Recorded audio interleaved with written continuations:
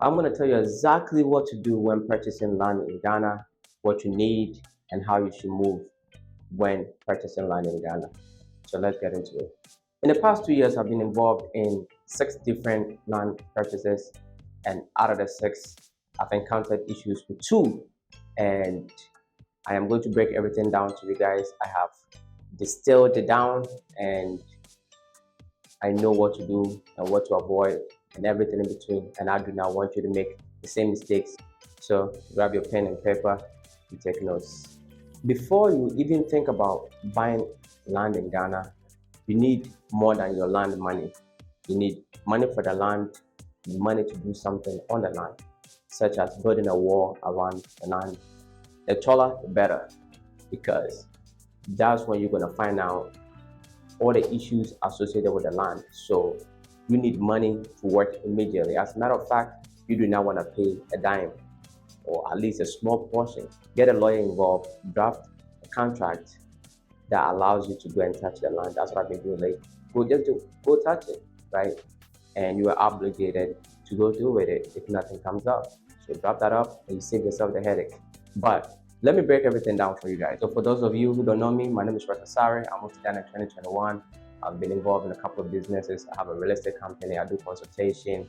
I'm into stocks and everything between. Ideally, you want to buy a land that has been registered already with a title. Ideally, that's the best one you want to go for. You want a land with a title on it, and from there, you can start doing your due diligence. The due diligence starts from the land commissions, where you can go do a search.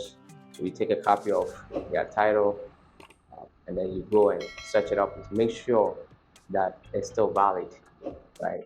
That's the first thing you have to do. If they have a title, you don't want to pay everything up front.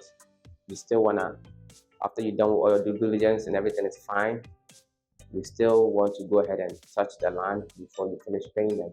That's a mistake I made for my car wash. I bought the land, title, beautiful. I have no problems with it at all. It's in court right now, but I know I'm gonna win. But I could have avoided paying extra money in lawyer fees. The mistake I made in this situation is I ended up paying everything to the owner before they moved out.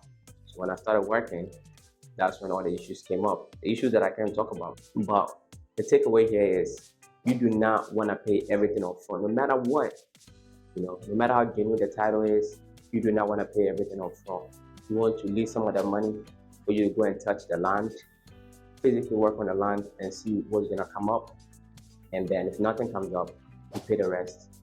So I ended up paying everything, and now I have to pay extra for lawyer fees.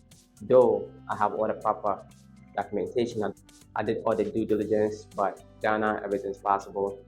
People are determined to get money from you, and there is nothing you can do. What you can do to protect yourself is to hold on to some of that money until you actually touch the line and you know the land is 100% good to go. Then you pay all of it. That's what I would do. So if the land has never been registered before, it has no title or anything on it, what do? That land is known as virgin land, right? That's something that if I were you, I wouldn't touch at all, right? That's the lands that the chiefs are giving to you. And because it's not properly documented, a lot of the issues with regards to land happens this way. They sell the land to multiple people and people are fighting over it. So I personally will not touch any land that's virgin land, because my farmland issue, I actually ended up buying a virgin land, and I made a whole video about that. So if you haven't seen that already, check it out. But a virgin land is a land that has never been registered before, so anybody can go ahead and register it, right? My farmland situation, a family member sold it to us, and another family member sold it to somebody else, and now they're in court, and I have to wait for a long time. Very annoying. I want to avoid that by all costs. However, let's say you are stubborn enough, like myself, you don't want to listen to me, you want to go ahead and buy a virgin land. What I would do is bring a lawyer involved, pay that extra $100, $150, right? Let them draft a contract that allows you to go and physically start working on the land, right? Physically working on the land and see what's going to pop up. If you want to buy a virgin land, this is what you need to do. You need to go and touch the land and never pay everything up front. Finish registering before, right? What I would do is, like I said, I wouldn't touch it. If I'm to touch a virgin land, I will let the owner register in their name first before we talk. And if the owner doesn't want to do that, then I can also register in my name first with a contract in place before you finish with the payment and everything else. So you really have to be careful with Virgin Line, because the case is in court right now, and I do not have the same confidence as I do have with my car wash because I have a title, right? So we know who the owner is. Somebody's trying to bother you, you just gotta work with it. But there's farmland issues. There's no title on it. With a Virgin Line, it becomes really complicated. You just want to avoid all of that, right? Avoid it by all means. Hey, you know what to do. Subscribe and hit the bell for notification. Also like the video, it helps with the algorithm. So I've talked to you guys about a Virgin Line and a title land. With a Virgin Line, we can still do a comprehensive search on it, but nothing's gonna come out. Nobody has ever registered before, and that's what makes it a Virgin Line. With a title, you can have a comprehensive search at the land commissions, and you can have all the owners involved. You do want to talk to more people than the owner itself.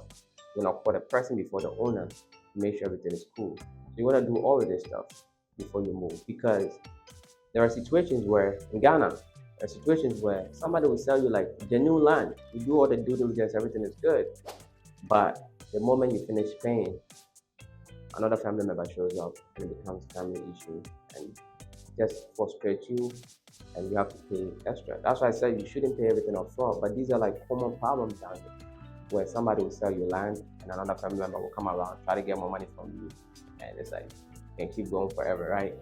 So it's not a joke down here. Also, let's say you have the right paperwork and someone is trying to bother you on the land. The first thing you can do is to take them to police headquarters, right?